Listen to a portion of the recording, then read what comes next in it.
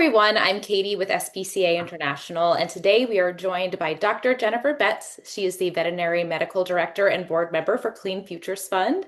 How are you doing today, Dr. Betz? Great. How are you? I'm doing well. Thank you so much for being here. Thank Could you. you kick us off by telling us a little bit about Clean Futures Fund? Sure. So we are a organization that started in about 10 years ago. We're having our 10-year anniversary. We focus on providing care and assistance to people and animals that have been affected by disasters. And in this particular instance, we focus pretty much all completely on the Chernobyl exclusion zone and those surrounding areas, the people that live in there areas, people that live in the Chernobyl worker town, etc. So we provide care for people and animals in that region. Excellent. And can you tell us about how the partnership between SPCA International and Clean Futures Fund began? Clean Futures Fund first got started. Eric Kambarian, who's the founder, he was at the Chernobyl power plant doing some radiation safety training, and he noticed all of the dogs in the area. Found out that they haven't been sterilized; they've been breeding year after year. And so he thought it'd be wonderful to see how he could start a spay and neuter program. Well, he's not a veterinarian, so he did some research and he found SPCA International and Lori, and said, this is what we would like to do, but I don't know how to do that. So that's how the program got started. Lori put him in contact with some people and some veterinarians, and then the first year in 2017 was started. And since then, we've been doing programs, spay and neuter programs, every single year, with the exception of during COVID, uh, that we weren't there for the 2 years. But we've actually been going back even during the war, going back through there. And SPCA International has been a huge sponsor of ours. A large amount of funding and a lot of our sponsorship comes from them. We're extremely grateful to their cooperation and their partnership, and it's been really wonderful. That's awesome and incredible that this individual who saw this problem and just found ways and put us together and we were able to accomplish so much together. It's Yes. so cool. Yep. Can you tell us the current projects that Clean Futures Fund are working on right now? So right now, we have sterilized over 1,000 dogs and cats in the Chernobyl exclusion zone since 2017. So pretty much I have about, I would say, 99, almost 0.9% of all of the dogs at the Chernobyl power plant sterilized. I haven't had new puppies in that region in several years now. Amazing. So we feel really confident with that. We are just maintaining a feeding program with them and a medical care program. A lot of them are older now. They're 10 plus years of age. So I have a lot of them on arthritis medication because unfortunately, because of a lot of the inbreeding, they've passed on a lot of those genetic traits, such as hip dysplasia, elbow dysplasia, which, as they get older, they get arthritis. But they're responding very well to the medication, and they're doing well. So in Chernobyl town, we have a little bit lower percentage. I'd probably say we're around 90% of all of the animals sterilized. There's because of the borders and the towns that are close to that region, we do have a little bit of influx of dogs coming in, especially since the war. A lot of animals have been abandoned in the nearby towns, and they have migrated over to where the people are because there's some military presence there and everything. So we've been working with that. It's still also a maintenance thing, and I do go there periodically to do spay neuters. Usually it's just on a as needed basis. I go, and usually it's not our usual 300 animals at one time. It'd be 5 to 10 in the several days that I'm there. But one of the things we started in 2017 was the Chernobyl worker town of Slavutich.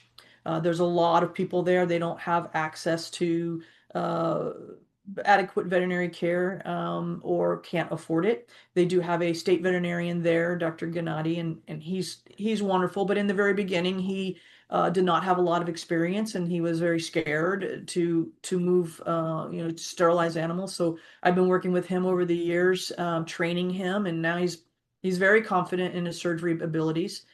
So we've done many dogs. I would say probably 250 to 300 every year that we've been there.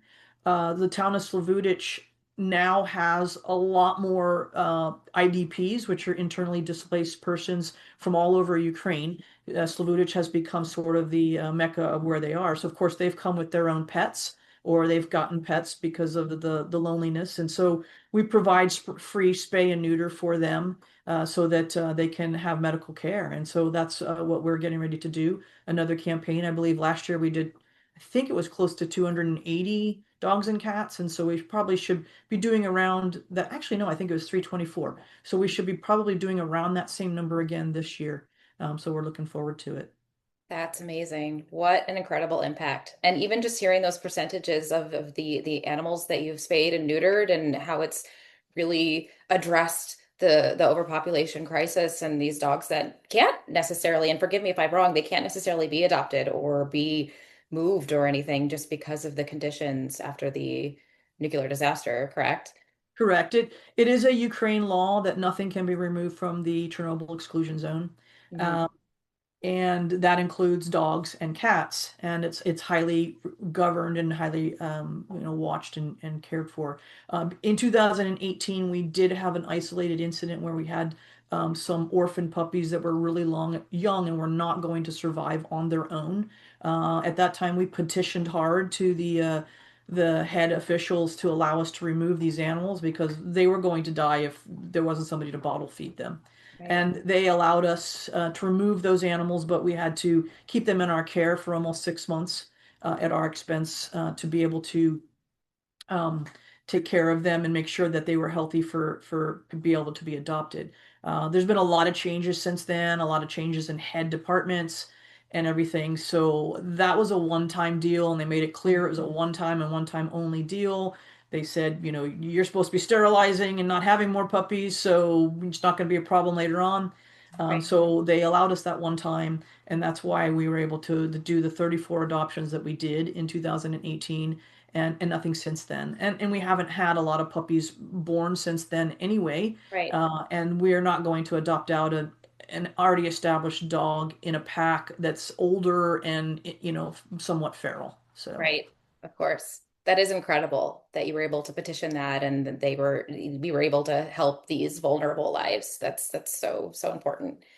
they've been great. We're very, very, very grateful to the Chernobyl Exclusion Zone Management Authority and for the nuclear power plant in that our support with the dogs. They know that the workers and the town people really care for these animals and treat them as their own, and they know it's not a good thing to just exterminate them. So Right. we're lucky that they allow us to come in and do our program. There's not anybody that's getting into the exclusion zone at this time in the middle of war. And they still allow us to do that. They still allow us to bring in food every single week. We bring in food to feed them, and so our cooperation with them is vital, and we're incredibly grateful for that cooperation.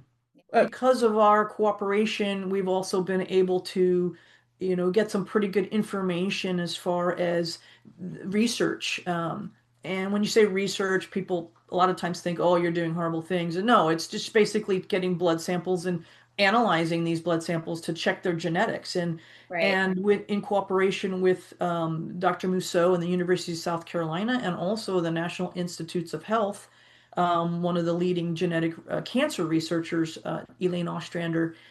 We've been working in collaboration with them, with her, and they've been able to determine that these animals at the power plant are, in fact, the descendants of those left behind. Yeah. And so that forms a basis for us to be able to do more insight into their genetics to see, if there's any changes to the DNA from radiation exposure, Right. low dose ionizing radiation, and so that's still looking into that at this point. But all of this can lead to whether it can cause cancer or help cancer or who knows. So the fact that we're able to get blood samples from an isolated population who lives in a radioactive area is pretty incredible. The other is that it's probably the only place in the world where you have a closed population of dogs where you don't have an influx of new dogs. So it shows us that spay and neuter does work. Yeah. Um, when you have an area where you're going into an area, you pretty much have to go every year, and if you don't go within 5 years, you're going to be back to your original numbers. And Right. so here we're able to prove that these animals, because there hasn't been any new ones coming in, if we sterilize these humanely and can control the population until the numbers start to dwindle. And we were over 1,000 in 2017, and my last census was we are down to less than 300 in the entire exclusion zone. So that's a 30-kilometer region. So that's pretty cool evidence there. Yeah, that is incredible. And we love hearing more evidence that spay and neuter works. I mean, we know we're preaching to the choir, but that is incredible that you were able to quantify that and you have these numbers and you can see going back every year the impact that it's making. Yeah. So, so, so good. So tell us how our partnership has helped further your mission. Well, just, for one, the sponsorship that you provide, able to provide, the majority of the funding for all of our anesthetics and drugs.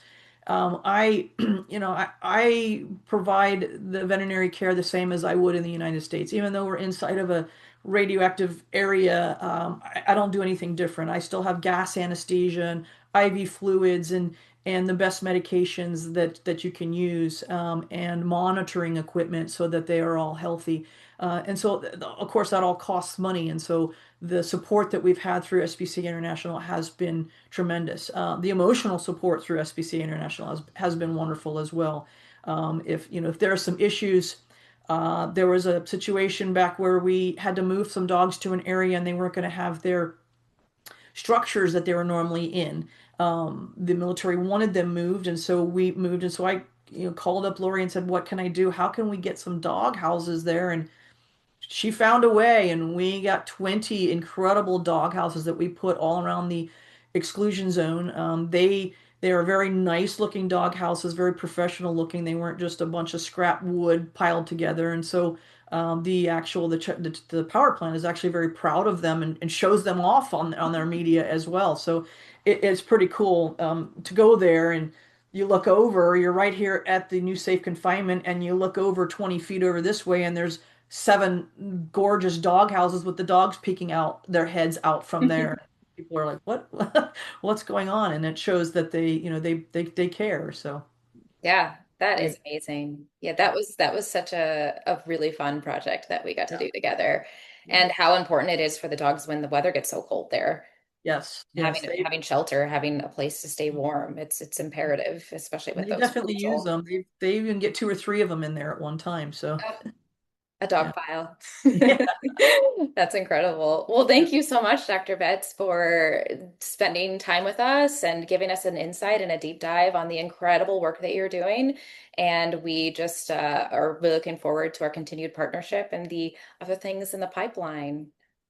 Great. I appreciate your help as well, and just wanted to say that we try to do as up to date as everything as we can on social media. You can follow us mostly on TikTok, Facebook, Instagram, and of course our website as well. We also have a lot of merchandise on our website that people can purchase to be able to. All of that money goes to support the dogs and our other programs that we have.